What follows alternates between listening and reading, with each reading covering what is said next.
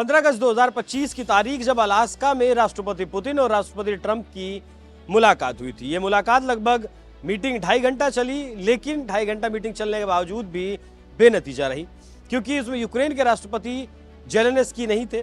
Zelensky की अपनी अलग मांगे थी और पुतिन की अपनी अलग मांगे थी, समन्वय नहीं बन पाया।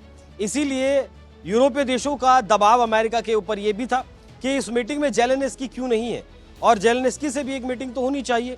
इसी को लेकर एक मीटिंग जेलेंस्की के साथ भी ट्रंप की हुई।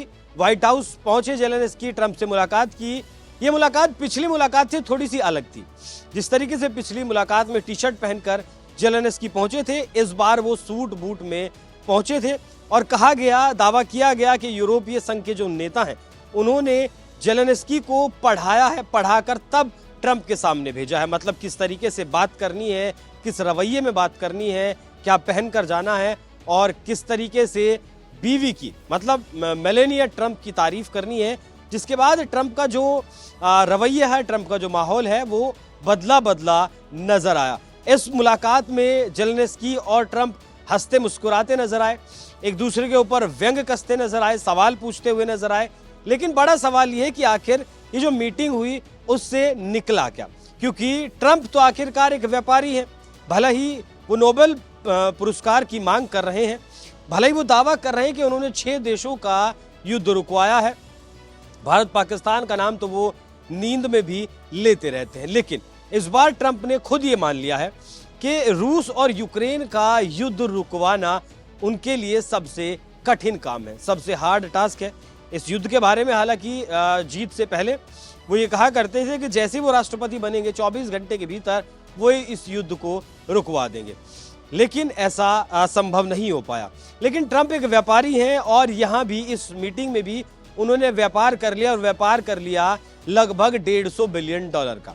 आपको याद होगा पिछले दिनों ट्रंप ने नाटो देशों को धमकी दी थी कि या तो आप अपनी जीडीपी का 5% सब देश खर्च करें, नहीं तो अमेरिका इससे बाहर निकल जाएगा। मजबूरी थी नाटो देशों की और मजबूरी इस कदर हुई कि उन्हें अपना 5% खर्च करना पड़ा, जिसका फायदा किसे हुआ? जिसका फायदा सीधे तौर पर अमेरिका को हुआ। अमेरिका से उस पैसे से $20 बिलियन के हथियार खरीदे गए और वो हथियार यूक्रेन को दिए गए जो यूक्रेन रशिया के खिलाफ इस्तेमाल कर रहा था।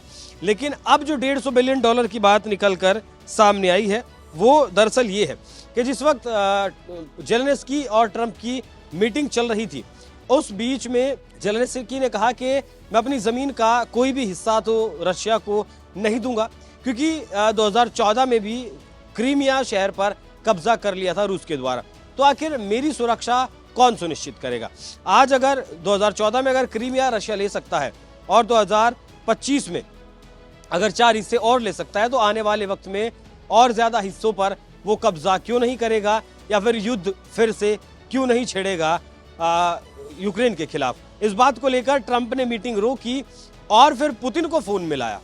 40 मिनट तक पुतिन से बात की और 40 मिनट तक जब बात की तो उस पर यह कहा गया कि पुतिन ने साफ तौर पर कह दिया है कि यूक्रेन किसी भी कीमत पर नाटो में शामिल नहीं होगा, यूरोपीय देशों में शामिल नहीं होगा। हालांकि यूरोपीय देशों के तमाम नेता यहां आए हुए थे साथ के लिए, समर्थन के लिए, प्रभाव के लिए जेलेंस्की के साथ, और इनमें फ्रांस के राष्ट्रपति मैक्रो थे, जर्मनी की मार्केल, इटली से मेलोनी, ब्रिटेन और फिनलैंड के पीएम थे, और यूरोपीय कमीशन की जो अध्यक्ष है उर्सुला वॉन डेर लेयन, और साथ में नाटो के जो चीफ हैं वो नाटो के चीफ भी यहां आए हुए थे साथ में। और तस्वीरें जो निकल कर आई वो ये आई कि एक तरफ कुर्सी पर ट्रंप बैठे हैं तो दूसरी तरफ नाटो के चीफ वो बैठे हैं, बाकी जो यूरोपीय संघ के जो नेता आए हुए थे वो बैठे हैं। लेकिन बहुत ज्यादा कुछ इस मीटिंग में नहीं हुआ, बस जो हुआ वो $150 बिलियन की डील हुई, जिसमें से ये जो यूरोपीय संघ के नेता हैं, यूरोपीय संघ के देश हैं, इन लोगों ने $150 बिलियन दिया है सुरक्षा के लिए यूक्रेन को। यूक्रेन की सुरक्षा के लिए ये फंड अमेरिका को दिया है और अमेरिका इस पैसे के हथियार यूक्रेन को देगा। मतलब पैसा यूरोप के देशों का इकट्ठा उन लोगों ने किया, वो पैसा खर्च किसके लिए होगा? यूक्रेन की सुरक्षा के लिए। और उस पैसे से हथियार कहां से खरीदा जाएगा? अमेरिका से हथियार खरीदा जाएगा यूक्रेन ने $90 बिलियन के हथियार खरीदने की बात कही है। ट्रंप ने न सिर्फ यूक्रेन के मिनरल्स पर कब्जा किया बल्कि यूरोप के पैसे को भी अपने हथियारों की बिक्री में इस्तेमाल कर लिया। शांति कहीं होती हुई दिखाई नहीं दी, सीज फायर जैसी कोई बात नहीं होती हुई दिखाई दी, क्योंकि जिस वक्त ये मीटिंग चल रही थी उस वक्त भी पुतिन लगातार यूक्रेन के ऊपर गोले बरसा रहे थे। बाकी पुतिन ने साफ कर दिया कि नाटो के फौजें यूक्रेन में नहीं आई, अगर आई तो बर्दाश्त नहीं किया जाएगा। जेलेंस्की कह रहे हैं मैं जमीन नहीं दूंगा और ट्रंप कह रहे हैं मैं जमीन नहीं छोड़ूंगा, और ट्रंप कह रहे हैं मैं हथियार बेचूंगा लेकिन सैनिक नहीं भेजूंगा। नतीजा युद्ध चल रहा है, कोई सीज फायर नहीं, कोई शांति नहीं। ट्रंप जो कहते थे कि एक दिन में युद्ध रुकवा दूंगा, अब कह रहे हैं युद्ध रुकेगा, लेकिन कब रुकेगा पता नहीं। अब ऐसा कहा जा रहा है कि त्रिस्तरीय या फिर त्रिपक्षीय मुलाकात हो सकती है जिसमें जेलेंस्की, ट्रंप और पुतिन साथ में बैठ सकते हैं, लेकिन इससे क्या शांति आएगी? फिलहाल जो कंडीशन चल रही है उसे देखकर ऐसा लगता है कि ऐसा होना फिलहाल तो असंभव है। बाकी कोई भी देश, बाकी युद्ध अभी भी जारी है। कितनी देर का हुआ? और यूरोप के देश कहीं ना कहीं अपने आप को ठगा हुआ महसूस कर रहे हैं, क्योंकि इससे पहले नाटो की अगर बात करें तो नाटो से पैसा इकट्ठा किया, अमेरिका ने उस पैसे का हथियार यूक्रेन को बेच दिया। अब $150 बिलियन यूरोप के देशों से इकट्ठा किया, $90 बिलियन का हथियार यूक्रेन अब इस पैसे से अमेरिका से खरीदेगा।